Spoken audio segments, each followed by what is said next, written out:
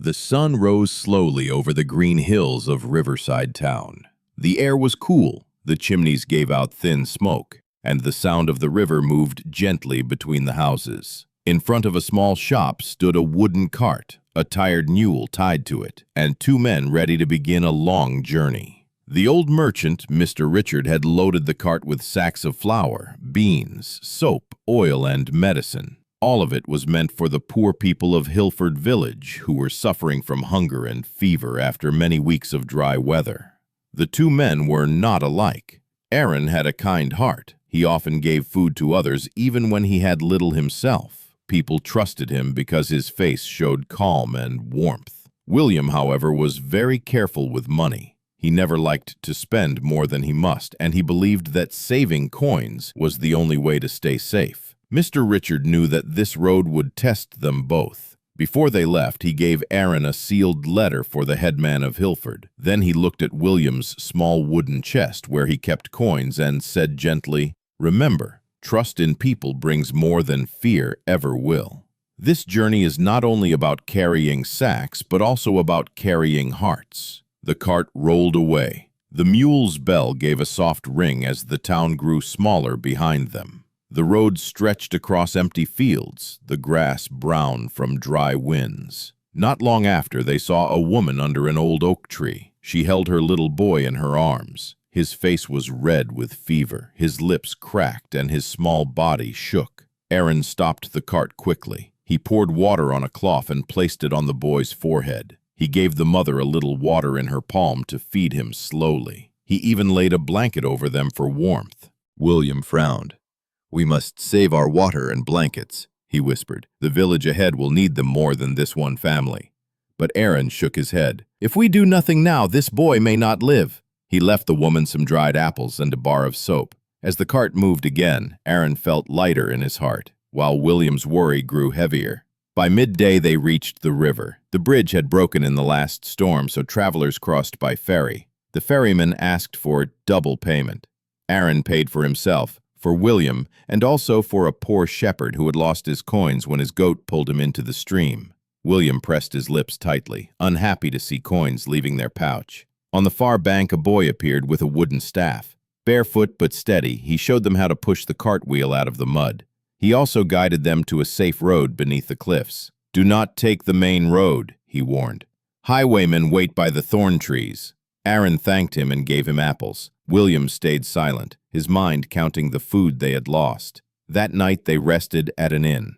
The hall smelled of smoke, and travelers spoke of Captain Crow, a robber with a scar on his lip, who stopped carts on lonely roads. Aaron took out a folded paper and wrote down the names of those they had helped: the sick boy, the shepherd, the barefoot guide. William slept with his small chest close, touching it every time the floor creaked. The next day they passed through a hamlet that had burned down. The houses were black, the smell of ash heavy in the air. An old man sat on the ground, his arm wrapped in a dirty cloth. Aaron cleaned the wound, gave him bandages and soap. The man whispered of a narrow path that thieves avoided because their horses feared it. Then, too weak to speak more, he closed his eyes forever. Aaron covered him with a blanket. William stood quietly, feeling something in his chest that was not about coins at all. Later, at a toll gate, guards demanded a tax for the cart. William was ready to give up a sack of oil to get through quickly, but Aaron broke the seal of Mr. Richard's letter and read it aloud. It spoke of the starving children of Hilford, waiting for food and medicine. A woman captain came forward, read the letter herself, and ordered her men to let the cart pass. "Take the tax from the bridge fund," she said firmly. "Bridges can wait. Children cannot." William lowered his eyes, ashamed of his thought. The moors stretched wide and empty. Wind swept across the flat land. Their waterskin grew lighter with every mile. A man stumbled toward them, lips pale, asking for a sip. Aaron gave him water without hesitation. William panicked and tried to take the skin. In the struggle, the cap fell off and the last water spilled onto the ground. Both men watched helplessly as it sank into the soil. Hours later, William collapsed from thirst. Aaron lifted his head and gave him the final mouthful left. Soon after, a group of travelers appeared with skins full of water, saving them both. William drank, and though he said nothing, he knew Aaron's kindness had kept him alive. Night fell, stars sharp in the sky. Then shadows moved. Captain Crow and his men stepped out, swords ready. "Leave your goods or lose your lives," he said coldly. Aaron stood in front of the cart. "These supplies are for Hilford's children. Take my ring, take my coat, but not their bread." Crow smirked, then saw William clutching his chest. He grabbed it, opened it, and found coins. He smiled, kept the chest, and waved his men away. "Let them pass. I have enough." They disappeared into the night. William stared at the dust where his chest had been. He felt robbed, but also strangely free. At dawn, they reached Hilford.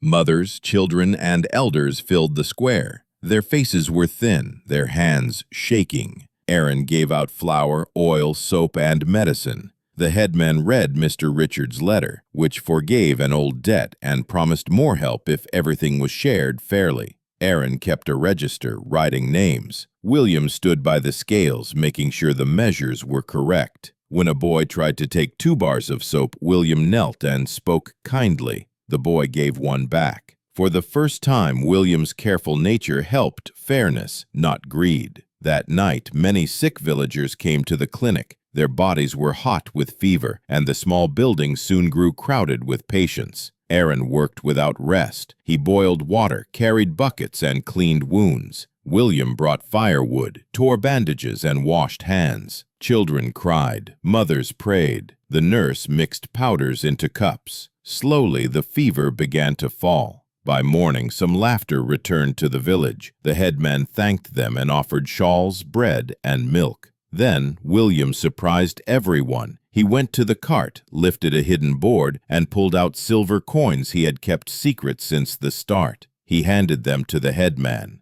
"Use these to pay the ferryman," he said, "so poor travelers may cross without cost. And buy more soap. Clean hands save more lives than swords." Aaron looked at him with quiet respect. At last, a wall inside William had broken. On the way back, they stopped at the burned hamlet and placed stones on the old man's grave so the wind would not scatter him. At the toll gate, the woman captain stood with her child, who rang the mule's bell and laughed. At the ferry, the boatman waved them across, already knowing of the silver that had reached him. When they returned to Riverside, Mr. Richard was waiting. They told him everything. Aaron showed him the list of names. William confessed about the lost chest. Richard nodded, then opened a drawer and placed another chest, just like William's, on the table. The first was only a test, he said. The real lesson was not about coins, but about what you learned without them.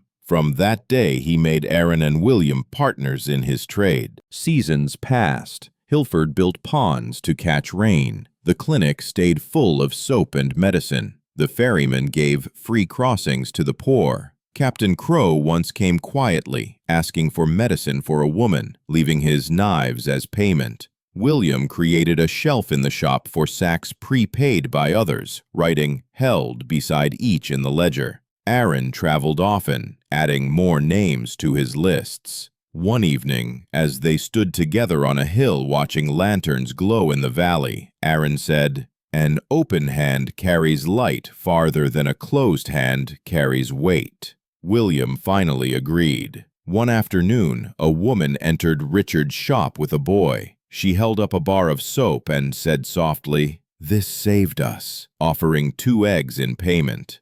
Richard smiled. Aaron gave the boy another bar. William wrote her name in the ledger beside the word "Promise."